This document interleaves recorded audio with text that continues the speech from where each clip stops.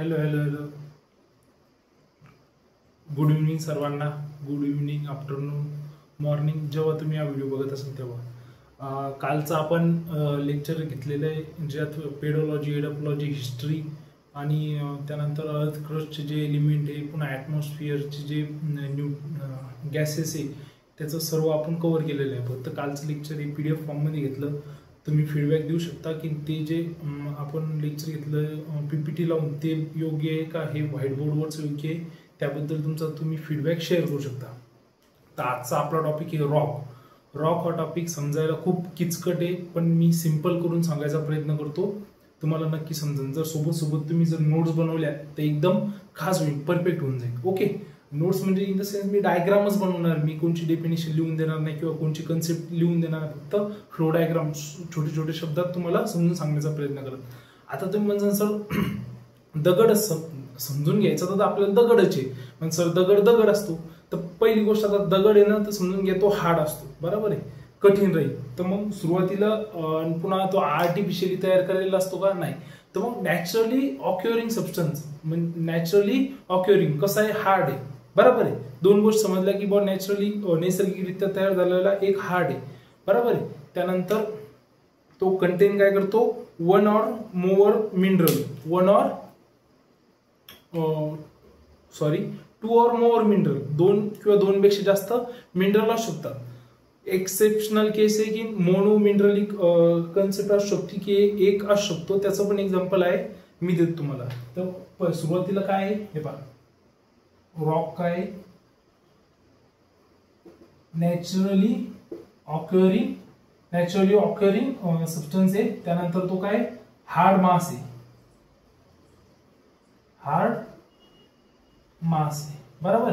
त्याच्यानंतर hard mass आहे, to or more content काय करतं, to or more mineral.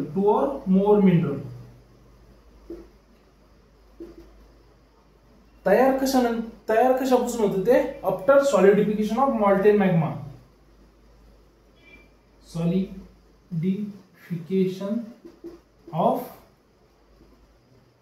Molten magma. Rock कोणचंही जे तयार होतं ते सॉलिडिफिकेशन ऑफ मॉल्टेन मॅग्मा पासूनच तयार होतं. ओके, कशापासून, after solidification of molten magma, solidification और कुलिंग ऑफ मॉल्टेन मॅग्मा. जो मॅग्मा आपण उल्कापिंड आपण म्हणतो ना, की उल्कापिंड बाहेर आले त्याच्यातून जो मॅग्मा निघतो तो थंड झाल्याच्या नंतर आणि सॉलिड झाल्यानंतर थंड, after cooling and solidification of molten magma. Sequence झाल्यात आली की नॅचरली ऑक्युअरिंग सबस्टन्स आहे, हार्ड मास आहे, त्यात contain two or more mineral and form after solidification of molten magma. संपली, सोपी डेफिनेशन, समजायला पण सोपी आणि ऐकायला पण सोपी झाली, लिहायला पण सोपी. त्यानंतर आता मी तुम्हाला एक मोनो मिनरल, जे एकच मिनरल त्याचं एक्झाम्पल सांगतो. ड्युनाइट हा जो रॉक आहे तो मोनो मिनरलिक रॉक आहे, बरोबर. एक्झाम्पल तुम्हाला जर कॉम्पिटेटिव्ह एक्झामची तयारी करत असेल हा विचारू शकतो की मोनो मिनरलिक जे प्युअर एकच मिनरल करतो तो ड्युनाइट. त्यानंतर आता 3 ब्रांचेस ध्यानात ठेवा, की 3 शब्द ध्यानात ठेवा सारखेच आहे,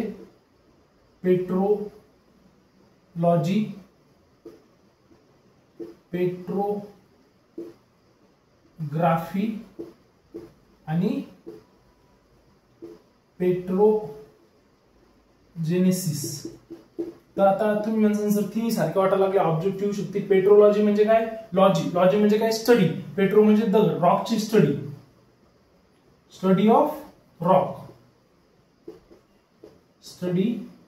ऑफ रॉकची स्टडी. त्यानंतर पेट्रोग्राफी, ग्राफी म्हणजे डिस्क्रिप्शन, मग give the description about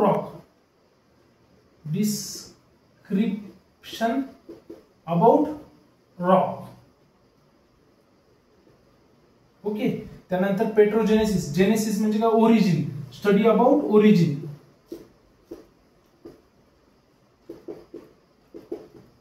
of rock, बरोबर आहे. हे काय करतं, पेट्रोलॉजी म्हणजे रॉकची स्टडी करतं, पेट्रोग्राफी मध्ये डिस्क्रिप्शन ऑफ रॉक आणि पेट्रोजेनेसिस म्हणजे study of origin of rock. आता याच्यावर रॉकचे 3 प्रकार पडतात. 3 प्रकार पडतात ते कोणकोणचे बघूया. तर रॉकचे जे 3 प्रकार पडतात त्यातून पहिले येतं इग्नियस रॉक. बरोबर आहे. पहिले ते इग्नियस रॉक. तर इग्नियस रॉक कशापासून तयार होतं बघा. Igneous rock form after solidification of molten magma. म्हणजे जसं रॉक तयार होतं तसंच हे तयार होतं. इग्नियस रॉकचा प्रकार होतो after solidification of molten magma. बरोबर आहे. Solidification of molten magma. तुम्हाला मी फ्लो डायग्राम मध्ये 3 रॉक समजून सांगतो. म्हणजे एक एक तुम्हाला समजून सांगायचं काम नाही. म्हणजे जे सबटाईप इथे पाहू. जो मॅग्मा आहे, मॅग्मा त्याचं काय होतं कूलिंग आणि सॉलिडिफिकेशन. त्याच्यानंतर जो तयार होतो तो येतो इग्नियस रॉक. इग्नियस रॉक तयार होतो. बरोबर आहे. पहिला टाईप इग्नियस रॉक तयार झाला. इग्नियस रॉक मध्ये काय होतं वेदरिंग, त्यानंतर ट्रान्सपोर्टेशन, त्यानंतर ट्रान्सपोर्टेशन होतं डिपोजिशन आणि डायजेनेसिस. बरोबर आहे. आता हे 4 पण तुम्हाला समजून सांगतो पण तुम्ही समजून घ्या. या वेदरिंग, ट्रान्सपोर्टेशन, डिपोजिशन आणि डायजेनेसिस झाल्याच्या नंतर तयार होतो दुसरा प्रकार सेडिमेंटरी रॉक. बरोबर आहे. मग सेडिमेंटरी रॉक मध्ये केमिकल रिएक्शन, हाय प्रेशर, हीटचं high heat and high pressure, त्यानंतर चेंज इन एक्झिस्टिंग रॉक. हे जे 2 एक्झिस्टिंग रॉक आहे यापासून तयार काय होतं मेटामॉर्फिक रॉक. बरोबर आहे. आणि मेटामॉर्फिक रॉक मध्ये हिटिंग झाल्याच्या नंतर तयार काय होतं मॅग्मा. हे पहा सिंपल गोष्ट आहे ध्यानात ठेवण्यासाठी. पहिलं काय होतं मॅग्माचं cooling and solidification igneous rock तयार होतं. इग्नियस रॉक मध्ये जे समजा जे प्रायमरी रॉक असतात त्याचं वेदरिंग किंवा transportation, deposition, sediment, diagenesis, deposition जसं आपण सेडिमेंटेशन म्हणतो, डायजेनेसिस, ह्या 3-4 प्रोसेस झाल्यानंतर तयार होतो तो सेडिमेंटरी रॉक. हा पहिला प्रकार. हा दुसरा प्रकार. आणि याच्यावर केमिकल रिएक्शन म्हणजे आता हे जे 2 एक्झिस्टिंग रॉक आहे ह्या 2 एक्झिस्टिंग रॉकचा चेंज इन फॉर्म. याचा फॉर्म फक्त चेंज होतो. ते कशामुळे चेंज होतो केमिकल रिएक्शन मुळे, हाय प्रेशर मुळे, हाय हीट मुळे. हे दोन्ही इग्नियस रॉक आणि sedimentary rock pre existing rock याचा फॉर्म चेंज झाल्याच्या नंतर तयार होतो तो म्हणतो मेटामॉर्फिक रॉक. झाले 3 रॉक समजले तुम्हाला. आता वेदरिंग म्हणजे काय की बुवा आता जसं आपण डिकम्पोजिशन म्हणतो की बुवा एखाद्या गोष्टीचं कुजणं, तसंच दगडाचे तुकडे पडतात त्याला काय म्हणतात वेदरिंग. ट्रान्सपोर्टेशन म्हणजे रन ऑफ म्हणजे जे पाणी वाहतं त्या वाहत्या पाण्याचे दगड वाहतात त्याला म्हणतात ट्रान्सपोर्टेशन. डिपोजिशन मध्ये काय होतं की बुवा असे वेगवेगळे पार्टिकल जे ते एका ठिकाणी कन्सॉलिडेट होतात त्यालाच डिपोजिशन आणि डायजेनेसिस दोन्ही कन्सेप्ट सारखेच आहे. थोडे सेडिमेंट तयार होतात. डिपोजिशनला आपण सेडिमेंट म्हणतो. या 3 विचारी प्रोसेस पासून जे तयार होतं त्याला म्हणतात सेडिमेंटरी रॉक. बरोबर. इग्नियस रॉक नंतर समजलं. इग्नियस रॉक त्या रॉक पासून वेदरिंग, ट्रान्सपोर्टेशन, डिपोजिशन, जेनेसिस झाल्यानंतर सेडिमेंटरी रॉक. त्याच्यात ह्या दोन्ही रॉक पासून रिएक्शन झाल्यानंतर केमिकल रिएक्शन, हाय प्रेशर किंवा हीट चेंज इन फॉर्म या दोन्हीच्या प्री एक्झिस्टिंग रॉकचा चेंज इन फॉर्म त्याला म्हणतात मेटामॉर्फिक रॉक. ही तुम्हाला जर एवढी कन्सेप्ट जरी एवढा फ्लो डायग्राम फ्लो चार्ट जरी माहित असला तरी बस संपला विषयात. तुम्ही सगळं समजले. ओके. आता मला नाही वाटत की कोणाला असं राहिलं असेल की कसे रॉक तयार होतात कसं काय होतं. आता तेच जे आपले पहिलं जे इग्नियस रॉक. आता इग्नियस रॉक्स जे तर इग्नियस रॉकचे प्रकार पडतात on the basis of origin. पहिला जो प्रकार पडतो तो ओरिजिनच्या बेसिस. ओरिजिन म्हणजे कुठं ओरिजिन होतो, सरफेसवर ओरिजिन होतो का आपल्या अर्थ क्रस्ट मध्ये ओरिजिन होतं. त्यात पहिले तर प्लुटॉनिक. प्लुटॉनिक म्हणजे काय, जे सॉलिडिफिकेशन ऑफ मॉल्टन मॅग्मा आहे तो कशात, अर्थ क्रस्ट मध्ये म्हणजे जमिनीच्या आत.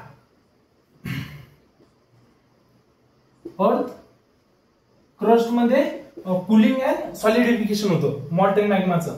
आणि याचं एक्झाम्पल तुम्ही घेऊ शकता ग्रेनाइट. आणि दुसरं आहे वॉल्कॅनिक.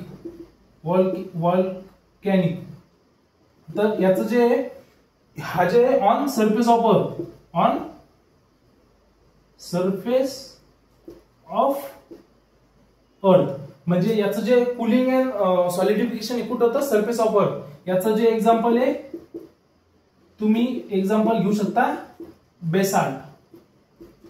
ओके, आता तुम्हाला हे पण सांगतो हे बेसाल्ट किती टक्के, साल्ट किती टक्के. आता सरफेसवर तुम्हाला हे पण किती किती किती पर्सेंट आहे. ओके, आणि दुसरं जे एक झालं ओरिजिनवर, हे तुम्हाला समजलं की बाबा जे प्लुटॉनिक आहे ते अर्थ क्रस्टच्या आत होतं आणि जे व्होल्कॅनिक आहे ते on the surface of earth. एवढं सोपं सिंपल आहे समजायला. बी दुसरा केमिकल कंपोजिशन.